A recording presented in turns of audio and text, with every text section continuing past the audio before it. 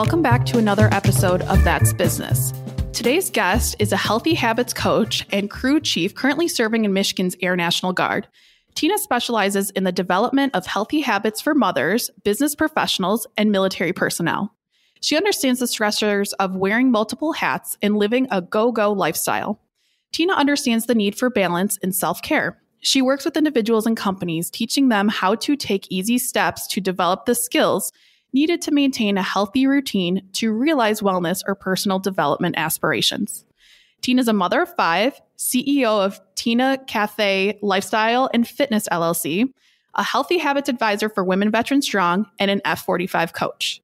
When she's not serving, you can find Teena on the roller rink or hanging with her family. Teena, thank you so much for being a guest on here, and thankful you even put me in your schedule because how crazy is your life all the time? Geez, you do a lot.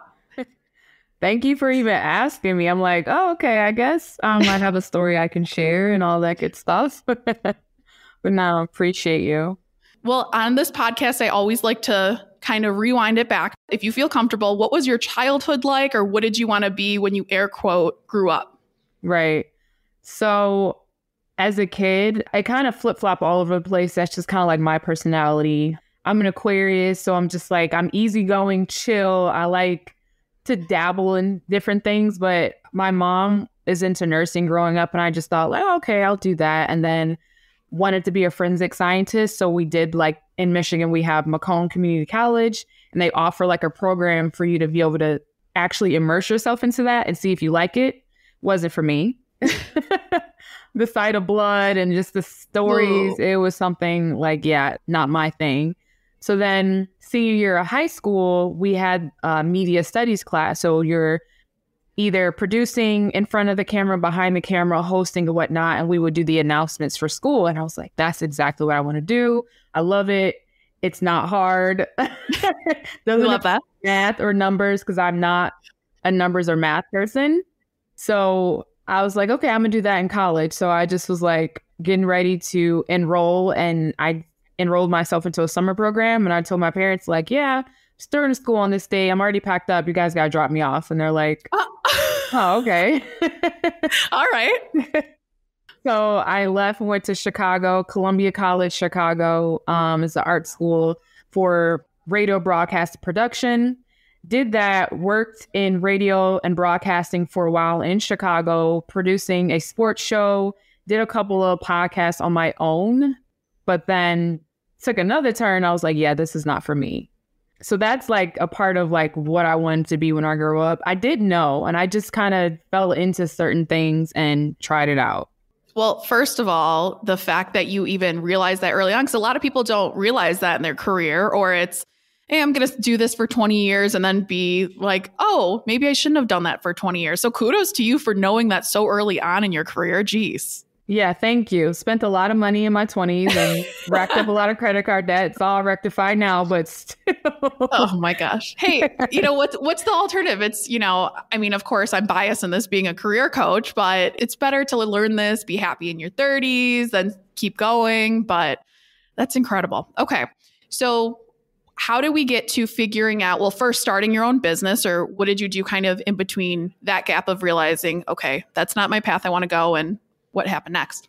Sure. So for me personally, like, everything is spiritual. Like, I do my best, and I'm not perfect in all the time of trying to put God first and have him order my steps. So I just felt spiritually that me being in radio broadcast and production, just with the lifestyle, it was not for me. And it didn't sit right with me, just because a lot of the things I saw behind the scenes and a lot of things that I was doing, I was like, this is not long-term healthy for myself. And I graduated college. After I graduated in Chicago for about a year, maybe a year and a half, I moved back to Michigan. That was like in 2011. And I just was like, I want to get more into the health and wellness. I did have a boss in Chicago who was very instrumental in my life. She ended up passing away through cancer. And so it was just due to a lot of underlying health issues that she was dealing with. And I just was like, I can't sit by when people I love and care about are living these unhealthy lifestyles and it eventually ends to death.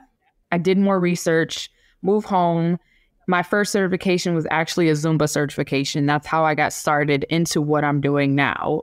It snowballed from Zumba to one-on-one personal training. One-on-one personal training, worked at big box gyms, which is great experience. Worked with all types of people doing that.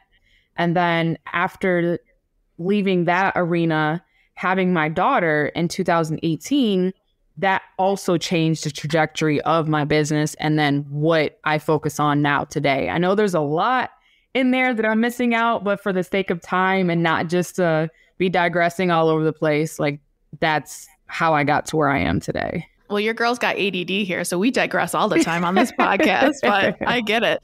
You work for these big box gyms. Where did you have this idea to even start your own business? Because it's a lot. It's a huge undertaking, making your own LLC regardless. Yeah. So I didn't want, and I did not like someone telling me what to do, when to be there, what I had to wear, who I could work with. So it was just, honestly, it was about having control. So growing up, my parents gave me a lot of that. I had rules and boundaries and guidelines and whatnot. But for the most part, like I could do whatever. It wasn't that I did anything out of the ordinary that teenagers or kids do in their 20s or whatnot.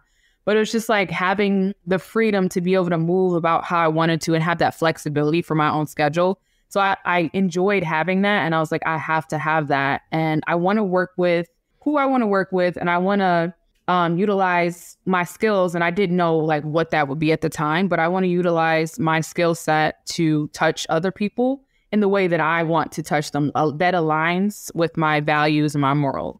And I want to talk about this personality trait that you have that you're like, for lack of a better term, fuck it, I'm going to do it. Or I don't like this, let's do that. Because so many people, and I don't know if you know, but I have 2 psychology degrees, so I know all these things, but what has made you be this person that's like, I'm just going to do it. I'm just going to figure it out. Or there's no reason I can't do it. I'm going to research. I'm going to get me to where I need to be, because you are not like a lot of people I come across. And I'm at this point now where I'm like this, but it took years to get here. So how has that been a part of what seems like your entire life? I guess it goes back to like how I was raised as well. Like my parents are awesome. Like you met my mom. So like incredible.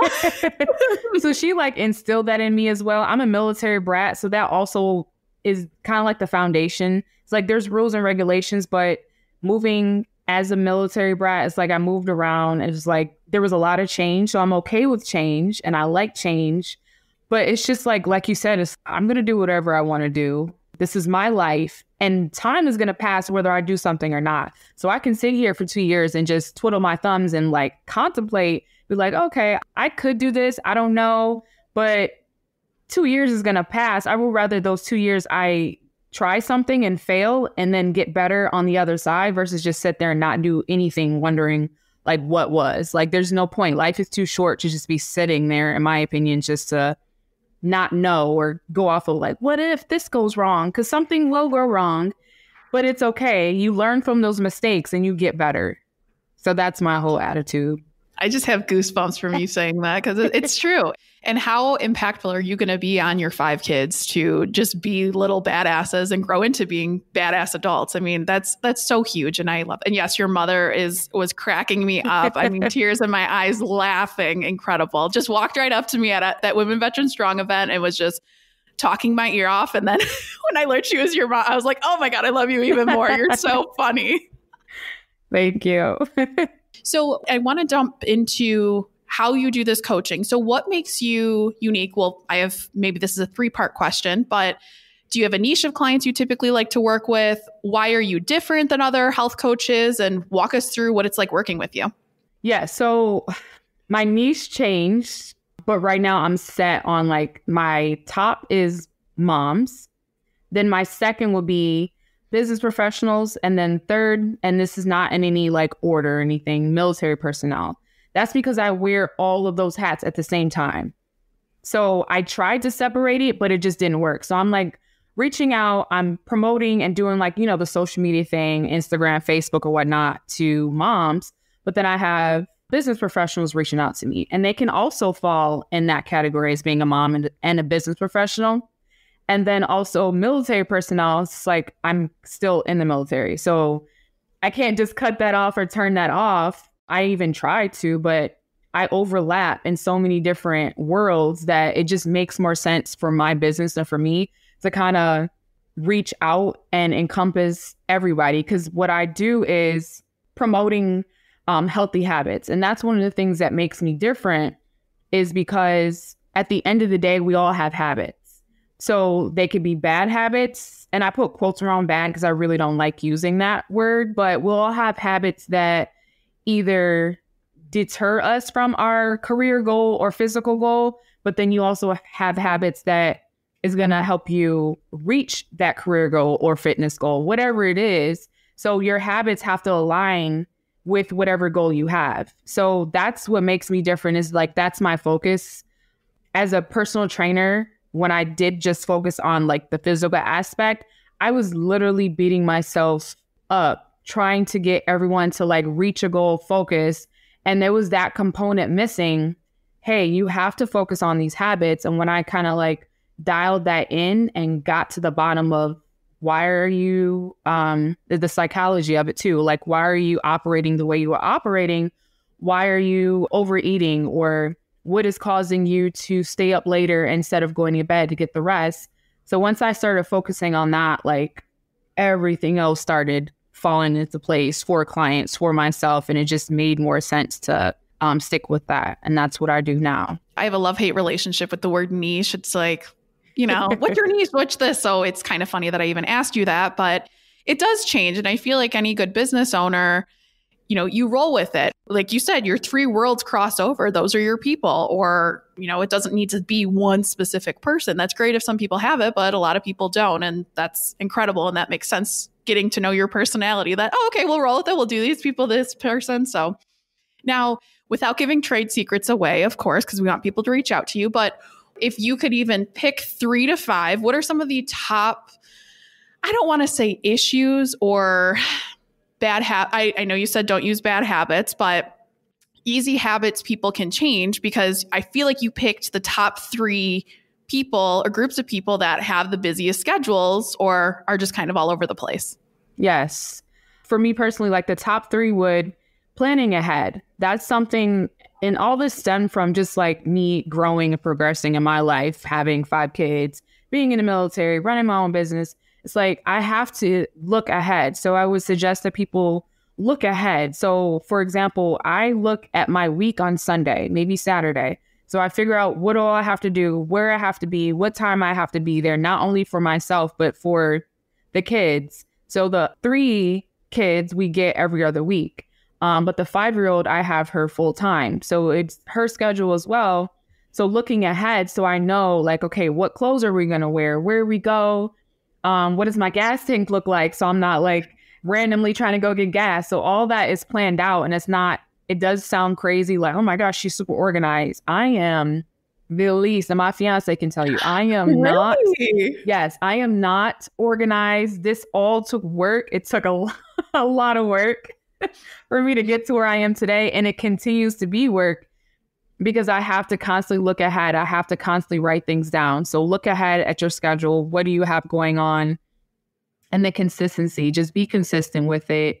And also delegation. Like if there's things that I can delegate, for example, like cleaning, I used to always just clean everything because I'm like, you'll get it done faster and you'll get it done the way you want to get it done. But I realized that being a mom, being in the military, running my own business, I can't do everything by myself all the time. So I taught the other kids the skills that they're going to need for when they leave out of our house, and just to also assist in the household, like, hey, the dishes, cleaning up after yourselves, laundry and things like that. So then that way it's not all a burden on myself, because then that's going to take away from the business. And then that also takes away for times when I leave for the military. What are they going to do? How are they going to fend for themselves? So it's like the cooking, the cleaning, we split it up. I'm not always cooking and they're not always cooking. So there's that delegation within the household.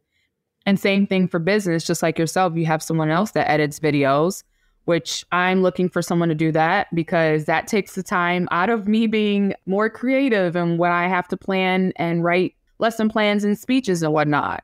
So I think I gave you two. Third one, I can't pop up on the top. Oh, having a accountability buddy, someone that either that's in like a peer, someone you can talk to vent, bounce ideas off of, or someone that help hold you accountable. It could be someone that is where you are currently and you guys vibe off of each other, or it can be someone that is where you want to be, or it can be someone that you don't know that you met on social media. You guys just kind of have the same shared goals or whatnot. So those would be my top three. I mean, so many good points to bring up. I love that you said you're not organized, because I was like, wow, I want to be you when I grow up, because I am not organized. I'm like, oh, look on my calendar. This is this day. I don't even know what day of the week it is half the time. I just know where I have to be on what time or on what day. Or do I have to look like a real person the next day? That's honestly what comes into play. Do you have to put your whole face of makeup on and wear something other than sweatpants, or do you not? So I love that point too, because I think a lot of people always think, I need to have 20 calendars. I need to be this way and be very type A and do this and do that. You're organized in your own way, which works for you. And it's not a one size fits all. We love those people. I used to be that person. Don't know where we fell off there, but life changes and it's crazy. Yeah. And it's, I mean, military, this week do this week do that. Or, I mean, so having to kind of roll with that, or of course with the kiddos too. But the point where you got to being able to let go, because I feel a lot of people, even like you said it, I'll do it better. I'll do it to my standards and don't give up responsibilities, whether it's owning a business, whether it's delegating to a partner, kids, or other members of your household, hiring externally. Where did you get to the point where you're like, all right, things need to change? Did you feel comfortable letting go, or was that kind of a hard transition for you? I would say a little bit of both, because again, I'm wearing all these different hats. So, and then my family, it was mainly, honestly, I would say it was my family coming to me. So my daughter, when I started to do like the delegation, she was like 3. And my fiance was my boyfriend at the time, and they would come to me. I'd be on my laptop. They're like hanging out, watching TV, and I'm still just clicking away at the laptop working. And then they would be like, oh, we feel like you're not here. You're not spending a lot of time with us. They were right. I was so focused and like, target, what is the goal? What am I trying to do? And then worrying about that instead of being present with them. So I was just like, this is not working. Something has to change. I have to be able to give to them and also to this business. So I was like, there's certain things that I'm either going to have to put in a tier as far as like what's more important as far as work, have my block schedule for that, get that done, and then this designated time over here for my family. And so I think I've been still tweaking that as weeks go by, but it's gotten a lot better. And then certain things I'm delegating, or I'm saying no more. I'm saying, you want me here? I can't do that. Or someone asked me to do a certain event, like I can't do it at this time. Whatever the case is, saying no, doing that delegation all stemmed from like just my family just being honest and candid with me. Like, you're not present, even though you're literally sitting right here, but you're always in your laptop. My fiance used to call my laptop my boyfriend. He was like, are you with your boyfriend right now? And I'm like, you're always with your other boyfriend. I'm like, okay. Anyone listening in that doesn't know your boyfriend is your laptop, be like, wow, he's got some issues over there. That's so funny. Your boyfriend. My laptop is my boyfriend. That's a great. I'm going to steal that. We'll give him credit, but that's so good. I'm going to steal that. Amazing. Now, transitioning into your military career you said you were a military brat. You've been surrounded your whole life by the military. What was the decision to decide to join? Because if I remember correctly, you joined rather recently, or it's been kind of recent. You're still in, right? So I am currently serving in the Air National Guard as a crew chief. And that just means I'm not in full time. So I'm able to still have my business. I go 2 days out the month, unless I deploy. So I decided to join when my daughter was 2. Sounds insane. But at that time, she can't comprehend as much as she can now when she was 2. So the determining factor was just thinking about the stuff that my parents have lined up for me, God forbid if anything happened to them. Because, when you're in the military, they set you up with a lot of different things. So if my parents, anything was to happen to them, I know their paperwork, it's already filed who gets what's going to happen, blah, blah, blah, blah. So all that's set in place. So then that takes a lot of burden and stress off of me and my siblings. So it just only seemed fair and right for me to have that in place for my daughter. It's like, yeah, you can build that as a business owner, but for me going into the military and still having some control and flexibility over my life and to have her set up, that's what made me join. And also the education benefits. Heck yeah. For me to finish my master's. Yeah. So that was like the two top things, was setting my daughter up in case anything happened to me. But also, while I'm still serving, there's so many benefits that civilians don't get to partake in. And a lot of companies have taken away from civilians. So it just made sense. It does. And it's nice too, having that flexibility. And you are crazy for joining when your daughter was 2, but it makes sense. Your personality wise, of course. Why not? Now, I want you to give some love and talk about your experience with Women Veterans Strong. So for those of you listening, Teena and I are newer friends. She had reached out to me to be a part of one of their Women Veterans Strong events that happened end of April. Incredible event. Just all of you are so incredible. And for those of you listening, please go check out their site, and I'll put that in the show notes. But I want you to explain your experience, what your role is, how it all comes together, because I will totally butcher it. And I'm just your biggest fan now, but let's talk on that. I appreciate you. So yeah, another one of my hats that I wear. What is it? The 8th one? Yes. Right. So I am one of the chapter leaders for Macomb and Women Veterans Strong. So it is a peer-to-peer women veteran support group. So we meet, for my chapter, Macomb, we meet every first Tuesday. So we just had our in-person meeting, and we just talk and fellowship every month. You can come in person or online, virtually, and join us in those discussions. And we have events like the WVE event that we just did at the end of April is the 2nd year that we've done that. It's just basically helping female veterans as they transition out of the military to kind of re-engage and re-immerse themselves socially, but in a setting of having discussions. So we don't necessarily do a lot of like hangouts and things like that outside of like the big events that we have. So we do have, it's very intimate. We don't do a lot of outreach because we do want to keep it small and we want to keep it intimate. So then that way the women can get what they need out of it. So like with each chapter leader, we message our women directly, get them assistance that they need, connect them to either the VSO or other vet navigators and things like that. So in that way, they don't feel alone and displaced after they leave the military, because a lot of times, a lot of these programs, they tend to focus more on the males. So because it is majorly males still, so we just focus more on women and getting them what they need and whatnot. And the beautiful part, because something that stuck with me from that conference you had was thinking about Vietnam veterans, or thinking about the older generation of women that did serve that never gets recognition. And I don't know why you all know I've never served myself, but I have been a part of the military, the government space. Transitioning military vets is how I got my start writing resumes. And I have never thought about that. And it pissed me off to even think about that when you brought her up to stage. I'm like, what the hell is wrong with you, Angela? But it's something that we don't think about, that these Vietnam vets, or, insert ex-war, that have not been accounted for. And I feel it's been better over the last 20 years, but it's like you said, it's still not great. And it's a hard transition, but I'm so thankful for these conversations. The panels you all put together were perfect. I mean, every facet of this. But what are some ways that, whether women veterans, of course, can join that are listening, but what are some ways for people that are listening that want to support? What are good support arms for Women Veterans Strong? Yeah, so thank you for acknowledging that. And then I will say this too, that a lot of female veterans who have served, it doesn't matter when or how long, a lot of them don't identify as veterans. They'll serve and they'll do their bid, get out, and then that's just that. So that's one of the things too. We try to empower them to say, hey, you know what? It doesn't matter if you served, you went through basic training, and even if you got discharged a week later after basic training, or you served 20 years, like, you're a female veteran, you should be uplifted. And that's what we want to do, is continue to uplift them outside of service as well.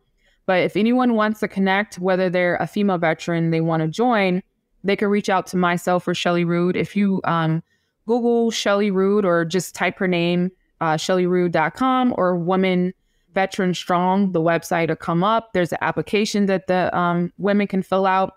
Just a couple of information for logistic reasons. We just want to know, and we go through the applications. So that's one way. And if you're someone who wants to support and sponsor or uplift Women Veteran Strong, same thing. You can reach out to myself or Shelly Rude, and then that way we can have that conversation about what it is that you're trying to do or how you would like to support, because there could be like an event coming up or something like that. So those are the two ways I would say they can support. Incredible. And as we wrap this up here, my question I love to ask every single guest, what advice do you have for listeners? Yes, I would say try and fail versus not trying at all. Because I do know people who are much smarter than me, more talented than I, and they don't actually try to do the thing that they want to do. And for me personally, or for those who want to start a business, I would not want anyone to go through life saying, what if, or I wish I could have, because I've tried things and I failed. I used to have my own studio. I tried it. I failed. I should not have done it. But hey, now I know, and I knew it wasn't something for me, but it actually brought me out on the other side. I gained so much more from it, just from as personally and as a business owner.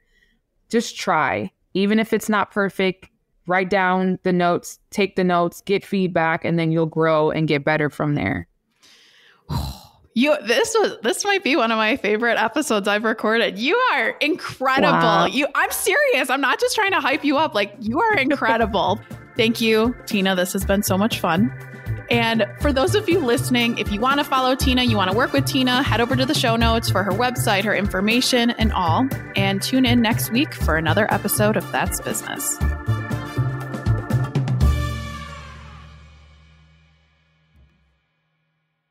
If you're looking for a career change and you're not sure where to start, the Resume Rescue can help. Sure, there's no such thing as the perfect fit for everyone, but here at the Resume Rescue, we're on a mission to find the perfect solution for you.